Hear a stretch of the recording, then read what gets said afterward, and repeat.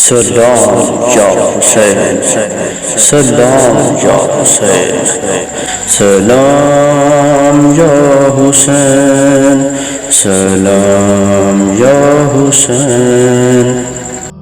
عاشور کے دن حر بن یزید نے امام حسین علیہ السلام کی خدمت میں آ کر عرض کی، خدا مجھے آپ کا فدیہ بنا دے۔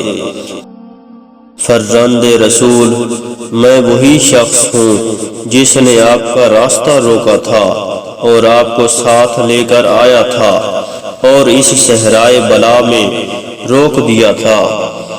خدائے وحدہ اولا شریک کی قسم، مجھے نہیں معلوم تھا کہ قوم آپ کے مطالبہ کو ٹھکرا دے گی۔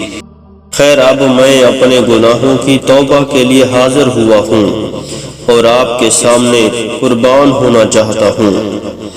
فرمائیے، کیا میری توبہ قبول ہو سکتی ہے؟ فرمایا، بے شک خدا توبہ کا قبول کرنے والا ہے اور معاف کرنے والا ہے۔ تیرا نام کیا ہے؟ حر نے کہا کہ میں حر بن یزید ہوں۔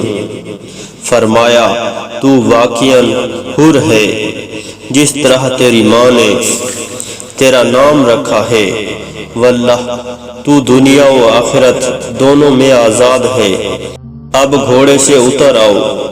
حر نے عرض کی کہ حضور، اب اسی طرح جہاد کی اجازت دے دیں اور اترنے کے لیے نہ فرمائیں یہاں تک کہ گھوڑے سے گرایا جاؤں۔